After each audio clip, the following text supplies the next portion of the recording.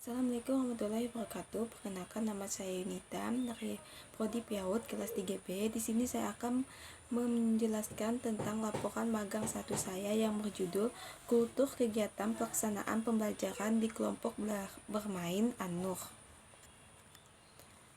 Kultur sekolah. 1. Sejarah sekolah. Kelompok Bermain An-Nur berdiri pada tanggal 1 Juni tahun 2019, dibangun melalui dana PNPM, dan tokoh yang paling berjasa membimbing lahirnya KB An-Nur adalah Ibu Tri Yulia Ningsih, yang pada saat ini sebagai Ketua PKK Pakjo II dan didukung oleh Bapak Kepala Desa yang merasa prihatin melihat anak-anak 4-6 tahun di Desa Sunai yang kerumunan tanpa ada aktivitas pembelajaran. Maka KB An-Nur berorientasi pada tahun 2019 dengan jumlah peserta didik sebanyak 60 orang. Berikutnya, KB An-Nur telah memiliki izin operasional yang telah diterbitkan oleh Dinas Pendidikan Kebudayaan Kabupaten Sambas nomor 2 tahun 2020. Dari tahun ke tahun terus berbenah dan membangunkan diri melalui pelatihan guru dan belajar mandiri. Dan pada tahun 2001 merubah akreditas sekolah menjadi akreditas B. 2. Visi sekolah. Sehat, cerdas, kreatif, ceria, mandiri, dan berakhlak mulia. Ketiga, misi sekolah kelompok bermain An-Nur. A. Menyelenggarakan layaknya pengembangan pendidikan. B. Memfasilitasikan kegiatan belajar yang aktif dan menyenangkan sesuai dengan tahapan perkembangan minat dan potensi anak. C. Membangun pembinaan hidup bersih, sehat, dan mandiri. Tujuan kelompok bermain An-Nur. A. Mengembangkan kurikulum dan perangkat pembelajaran inovatif. B. Mengembangkan kreativitas dan keterampilan anak didik untuk mengekspresikan diri sesuai dengan bakat dan kemampuan. C. Mendidik anak menjadi generasi yang berkualitas, berguna bagi agama, nusa, dan bangsa. D. Meningkatkan profesional tenaga pendidik dan mengelola pendidikan yang menyenangkan dan berpotensi serta berkualitas. Susunan akademik atau struktur organisasi sekolah. Ketua Pengelola Tri Yulia Ningsih, Sekretaris Fitriana, Bendahara Wahidah, Guru atau pendidik Wahidah dan Mahdelena. Pelaksanaan tata tertib sekolah. A. Kehadiran. Setiap hari guru selalu mengabsen kehadiran siswa apakah siswa itu sakit atau izin. B. Pakaian. Setiap hari Senin dan Selasa siswa berpakaian bebas tapi harus rapi dan sopan, dan pada hari Rabu dan Kamis siswa berpakaian olahraga. Perilaku atau sikap. Perilaku siswanya sopan, baik, dan selalu mendengarkan guru walaupun ada beberapa siswa yang sedikit nakal. Hubungan antara komponen dalam sekolah. A. Siswa dan siswa. Hubungan siswa dan siswa di KB An-Nur sangat baik, akrab antara lelaki dan perempuan, dan biasanya saat istirahat mereka bermain bersama seperti bermain menyusul balok, bermain puzzle, mewarnai, dan lain-lain. Siswa dan guru. Hubungan siswa dan guru di KB An-Nur sangat baik. Biasanya murid-murid senang bercerita kesehariannya kepada gurunya. Ketika siswa ada masalah dan dengan temannya, siswa akan melaporkan kepada gurunya. Kegiatan ekstrakurikuler. Di KB An-Nur tidak melakukan kegiatan ekstrakurikuler karena siswa hanya belajar dari jam 7 sampai jam 10. Susunan kehidupan keagamaan.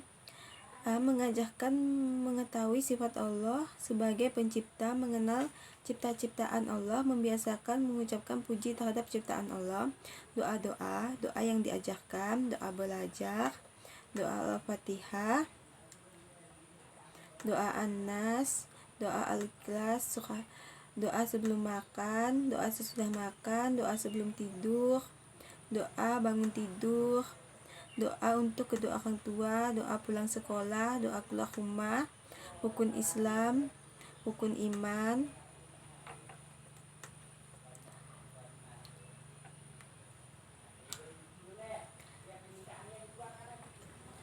Perilaku baik dan santun, tata cara berbicara santun, cara berjalan melewati orang tua, cara meminta bantu, cara berterima kasih setelah mendapat bantuan, tata cara beribadah sesuai dengan agama, misalnya berdoa, tata cara makan, tata cara memberi salam, cara berpakaian, menolong teman, orang tua, dan guru. B. Aspek aktivitas belajar siswa. 1. Kegiatan anak. Dari hasil observasi di KB Anur, masuk pukul jam 7 waktu Indonesia Barat, anak-anak datang sebelum masuk dan diantar oleh keluarganya. Anak mengikuti kegiatan pembelajaran seperti yang akan diuraikan di bawah ini. Sedangkan pada jam istirahat, anak-anak bermain di luar dengan alat outdoor, yang ada juga bermain di dalam kelas dengan alat permainan indoor seperti bermain puzzle. 2. Aktivitas lisan. Guru mengajarkan cara berbicara santun, menghargai teman dan orang yang lebih tua, pemahaman sikap rendah hati, contoh perilaku rendah hati dan santun, cara menjawab dengan tepat jika ditanya, cara merespon dengan cepat saat mendengarkan cerita atau buku yang dibacakan guru, melakukan sesuai dengan yang diminat dengan beberapa perintah, menceritakan kembali apa yang didengar, mengungkapkan keinginan atau menceritakan kembali, bercerita tentang apa yang dilakukan, mengungkapkan perasaan emosinya dengan melalui bahasa secara tepat, mengungkapkan buku untuk berbagai kegiatan, membaca gambar atau membaca simbol, menjiplak huruf, mengenal huruf awal di namanya dan menulis huruf-huruf namanya, menuliskan pikiran walaupun hurufnya masih terbalik atau tidak lengkap. Hubungan bunyi dan huruf, mengucapkan kata yang sering diulang-ulang, tulisnya pada buku cerita, mengeja huruf, membaca sendiri, menghubungkan angka dan bilangan. 3. Aktivitas kognitif. Guru membiasakan anak eksploratif, bertanya, cara mendapat jawaban, pemahaman tentang kreatif, membiasakan kerja secara kreatif, cara mengendalikan masalah, cara mengetahui penyebab masalah, cara mengatasi masalah, menyelesaikan kegiatan dengan berbagai cara untuk mengatasi masalah. Guru mengajarkan anak untuk mengenal bentuk dua dimensi, persegi, segitiga, bulat, segi panjang. Bentuk tiga dimensi seperti kubus, balok, limas, tabung, ukuran panjang pendek, besar kecil, berat ringan, sebentar lama, satuan puluhan, tekstur kasar halus, keras lunak, suara cepat lambat, keras halus, tinggi rendah. Pengelompokan berdasarkan warna, bentuk, ukuran, fungsi, dan membandingkan benda berdasarkan ukuran, lebih dari paling mengukurkan benda berdasarkan seriasi, kecil, sedang, besar, mengurutkan benda berdasarkan 5 seriasi, sangat kecil, lebih kecil, kecil, besar, besar kecil, besar paling besar, pola ABCD, mencocokkan lambang bilangan dengan jumlah bilangan, hubungan 1 ke 1, 1 ke banyak, kelompok ke kelompok, lambang bilangan, mencocokkan keluarga, hubungan dalam keluarga, peran, kebiasaan, garis keturunan, teman, nama, ciri-ciri, kesukaan, tempat tinggal, lingkungan geografis, pedesaan, pantai, pegunungan, kota, kegiatan orang-orang di pagi, sore hari, pekerjaan, petani, guru, tempat-tempat umum, sekolah, pasar, kantor pos, kantor polisi, terminal, dan berbagai jenis transportasi darat, transportasi laut, transportasi udara, transportasi dahulu dan sekarang, lambang negara, hewan, jenis, ciri-ciri dan bentuk, kelompok hewan berdasarkan makanan, herbivora, omnivora, karnivora, kelompok hewan berdasarkan manfaat, tanaman dikenalkan dengan jenis, bermacam bentuk, warna, daun, bermacam akar, cara merawat tanaman, gejala alam seperti angin, hujan, cuaca siang malam, mendung, siklus air, tanah dan batu, sebab akibat kejadian, nama benda, bagian-bagian benda, fungsi, cara menggunakan secara cepat dan cara melewati alat dan benda dengan dimaksud dengan berupa peralatan sekolah, perabotan rumah tangga, perkakas kerja, peralatan elektronik, barang-barang, pakaian. Aktivitas motorik. Motorik halus. Keterampilan motorik halus untuk melatih koordinasi mata tangan, kelenturan pergelangan tangan, kekuatan dan melatihkan jari-jari tangan dengan guru mengajarkan kepada muridnya untuk mengemas, menyimpul, meronce, menggunting, menjahit, menyancingkan baju, menalikan sepatu, menggambar, menempel, dan menggunting. Motorik kasar.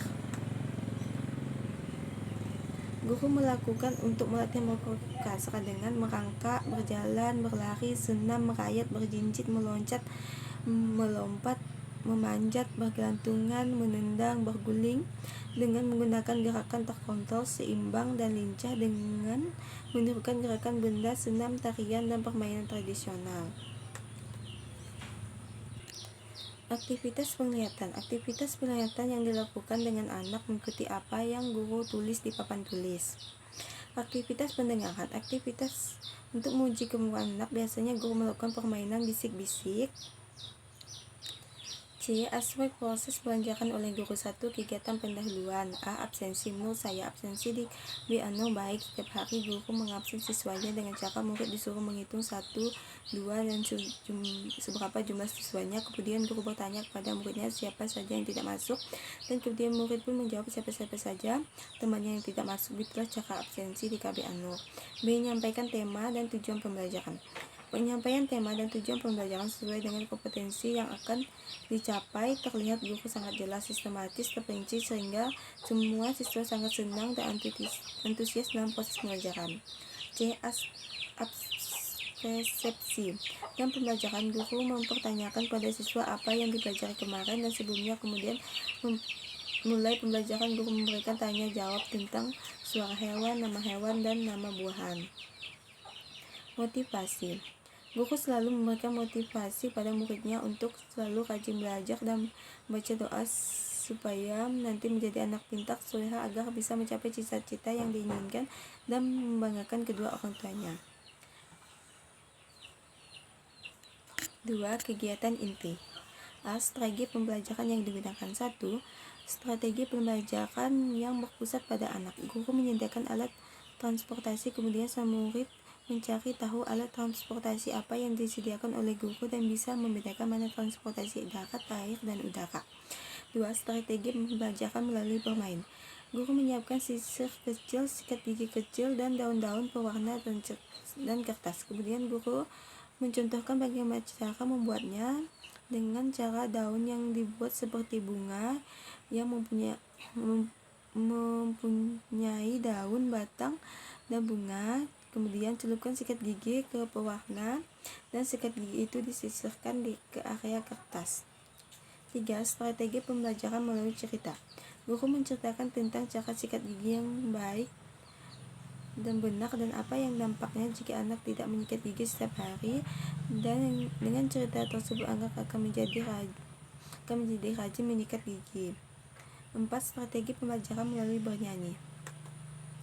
Guru mengajarkan anak bernyanyi lagu Dua Mata Saya dengan melakukan gerakan menunjukkan organ-organ tubuh. Guru mengajarkan anak bernyanyi lagu Indonesia Raya, dan guru menjadi dirigen dengan mengajarkan anak bernyanyi Indonesia Raya, tujuan untuk supaya anak mengetahui lagu kebangsaan Indonesia. Metode pembelajaran yang digunakan. 1. Metode pembelajaran bermain. Guru menyiapkan pasir dan beberapa cetakan, kemudian murid memasukkan pasir ke dalam cetakan tersebut, lalu murid mencetak.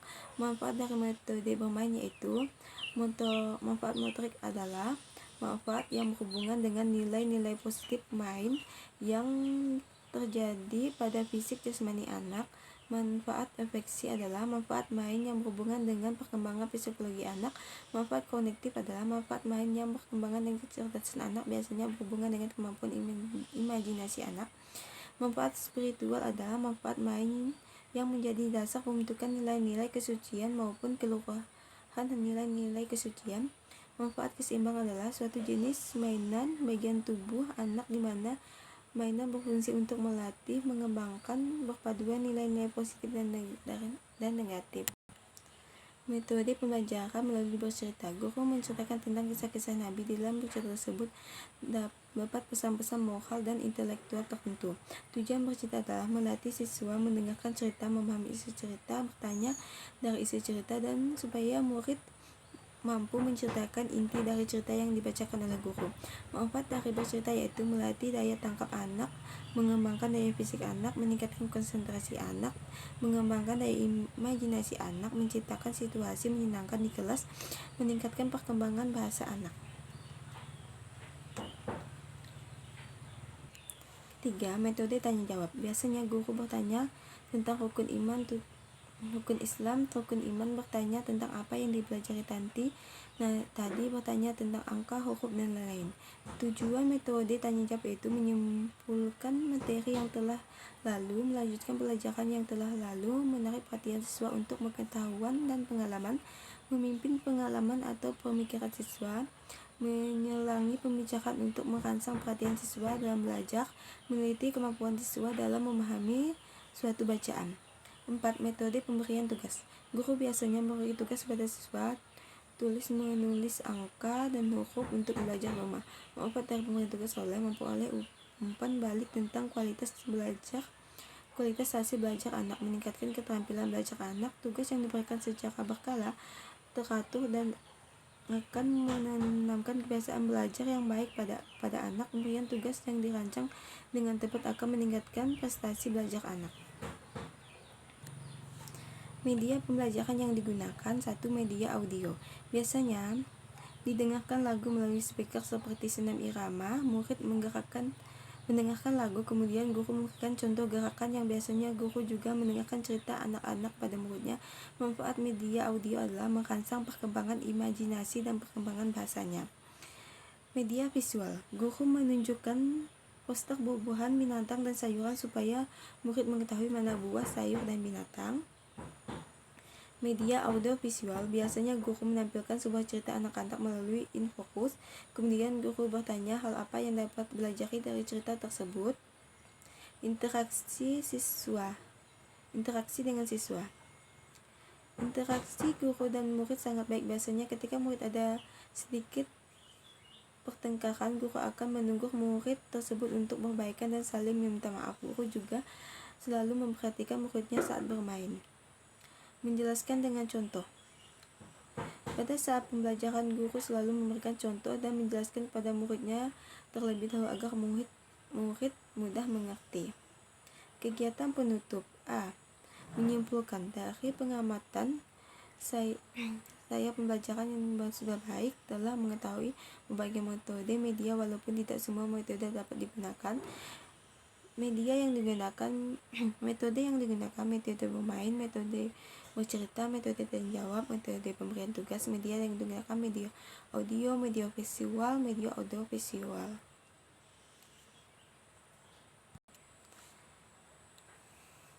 C. Menyimpulkan kegiatan berikutnya. Guru menyampaikan rencana pelajaran berikutnya pada muridnya, misalnya apa yang harus dibawa rencana pelajaran berikutnya. Guru selalu menyampaikan pelajaran yang besok, apa yang akan dilakukannya besok.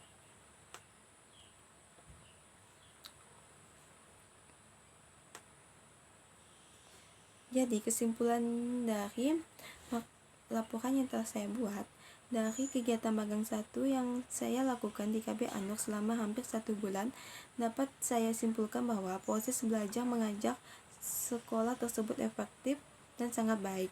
Dari proses magang sekolah ini, saya dapat merasakan dan memahami betapa sulitnya menjadi seorang guru yang profesional. Saya juga mengenal kondisi fisik atau struktur proses pembelajar mengajar dan keadaan yang ada sebenarnya di KB Anur tersebut, serta merasakan langsung berhadapan dengan anak-anak di kelas. Setelah saya melaksanakan kegiatan magang ini, saya mendapat pengetahuan yang lebih baik untuk situasi dan kondisi lingkungan sekolah TK, cara menghadapi berbagai masalah yang terjadi di dalam kelas, cara membuat perhatian anak-anak lebih tertarik kepada gurunya, cara menanamkan sifat-sifat baik pada anak, dan lain sebagainya. Maka dari itu saya harap semoga hasil kegiatan magang itu dapat berguna bagi saya sendiri ketika berada di lingkungan masyarakat nantinya. Sekian laporan dari saya ucapkan terima kasih, mohon maaf jika ada kesalahan. Saya akhiri dengan wabillahi taufiq wal hidayah. Wassalamualaikum warahmatullahi wabarakatuh.